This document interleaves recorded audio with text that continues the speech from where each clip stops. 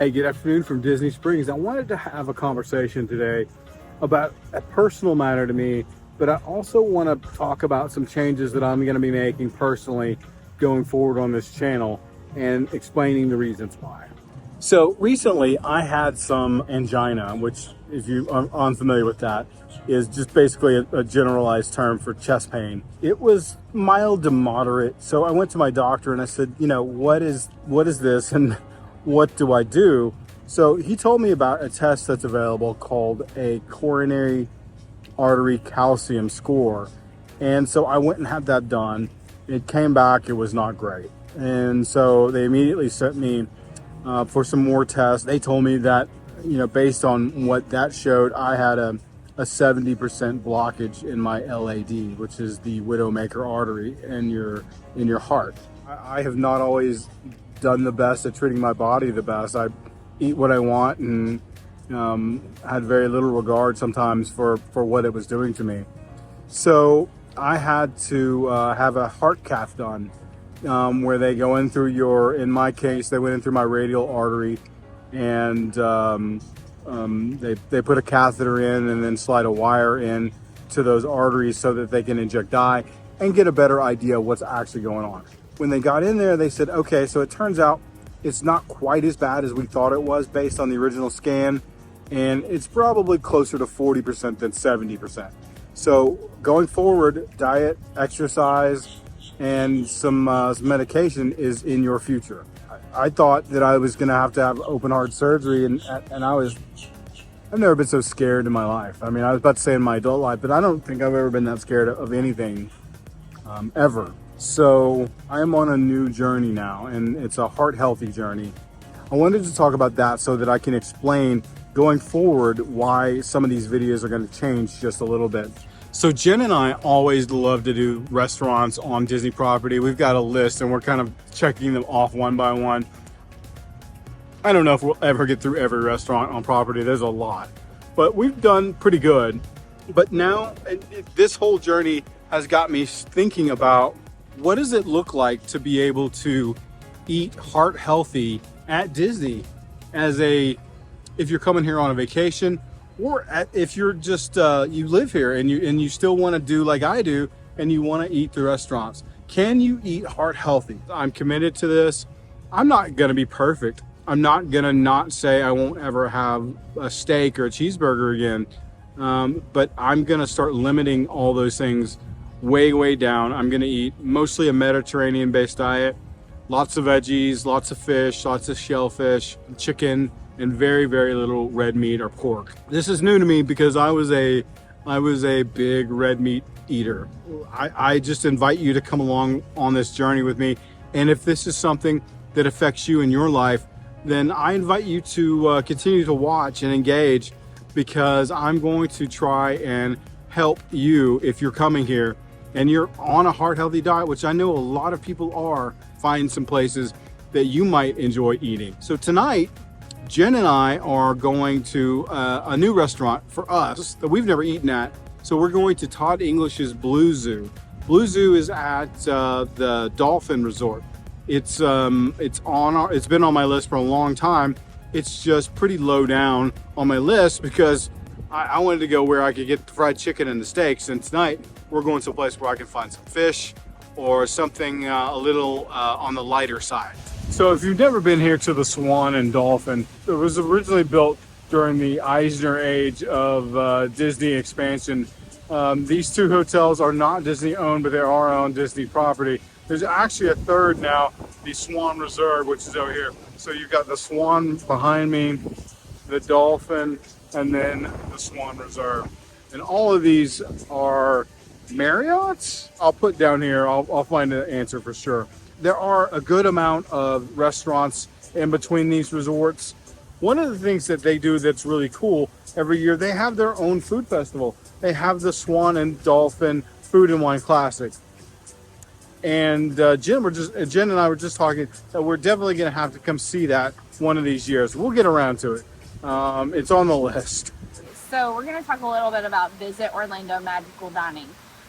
It's one of Scott and I's favorite things to do because it does allow you to eat at some of the higher end restaurants for a little cost. So this year they've done 2 tiers. It's going to be $40 and $60. They also donate to a foundation. This year it's going to be the Mustard Seed Foundation. There's like over 150 restaurants on there. There's probably around 6 restaurants from Disney that's on there. So definitely take a look at that whenever you visit us, or even as a local. It's a fixed menu. So you're going to have, your appetizer, your main course, and your dessert.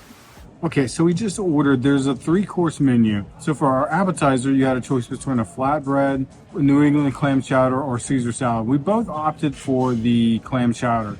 Then for our entrees, Jennifer got the lobster bucatini. I got a mahi-mahi with a warm crab meat Dijon sauce. And then for dessert, she got a carrot cake mousse, and I got a warm lava cake. With most things in life, we're about progress, not perfection. So as far as my situation goes and eating in a way that is healthier, the fish obviously is the main item that I'm eating today. That's definitely Mediterranean and heart healthy. It does have some risotto with it. It's a small portion, so I feel okay with that. The clam chowder, not necessarily, because you kind of want to stay away from a lot of heavy, creamy sauces. But the waiter did say that this is a thinned out version. It's not really thick. So I went with that. And then the lava cake, I'm just being bad. Okay, so we wanted to talk about our final impressions of our meal. We both had the same appetizer. We both got the clam chowder. We did. I would say was not my favorite clam chowder. I'm simple when it comes to my clam chowder. It didn't have the body I was looking for. With all fairness, it did say light and brothy. Right, So yeah, it did. That did not say, Yeah. Creamy. To me, it was a little salty. It does have whole clams in there. I think overall, the presentation was really played well with that. Yeah. And it made it look exquisite. For our entrees, Jen had the lobster bucatini, and I had the mahi-mahi that was over a bed of risotto and had some vegetables. So mine was very citrus forward. I did ask for the red pepper flake to not be on there because I'm not one of those people with the spicy flavors. I just don't do that. So maybe that insinuated more the citrus part of it because it didn't have the heat. It didn't have the heat. The heat, to offset the citrus flavor. Right. Yeah. They weren't shy with the lobster. I did not walk away from that meal not full. I had a taste. I thought it was a little too citrusy. So maybe if they would have just restrained a little bit on that. The bucatini was good. The lobster was fantastic. So mine was really, really good. The mahi-mahi was cooked perfectly. The risotto, I told Jim, was the best thing on the plate. It really was. And the vegetables were okay. There wasn't anything extraordinary about them. To go back to what we were talking about originally about Scott eating a little more heart healthy. Again, if I was being a purist about this, I would not have had the clam chowder. I would not have eaten the risotto.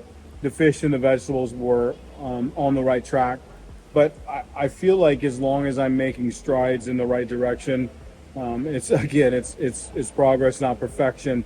I'm getting away from the things full of saturated fats and red meats that are full of fats and those things that are obvious choices. Right.